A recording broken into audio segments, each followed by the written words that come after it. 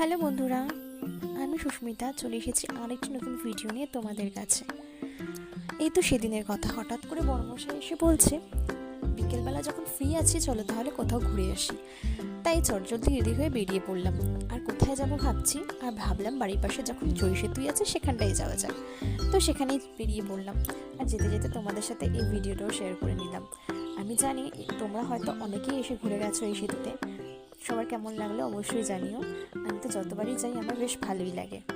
আর সেদিন আর একটা নতুন জিনিস এখানে অনুভব হলো, জয় সেতু ঢোকার মুখে হঠাৎ করে একটা গরম অনুভব হলো। বাইরে থেকে যখন ভেতরে ঢুকছি তখন বাইরেটা যেরকম আলাদা একটা আবহাওয়া ছিল, ভেতরে ঢোকার পর আবহাওয়াটা চেঞ্জ হয়ে গেল। জানি না কেন এরকম হলো, তবে আমার হাজব্যান্ড বললো এরকমটা নাকি হয়, জয় সেতুটার যতটা দূরে রাস্তাটা ততটাই এরকম একটা হালকা গরম অনুভব হয়। আবার সেই জয় সেতু ক্রস করার পরে বাইরে বেরিয়ে আসলে আবার আগের নর্মাল ওয়েদার, বেশ ভালোই লাগলো। যাই হোক, তারপরে তো বাড়ি ফেরার পালা।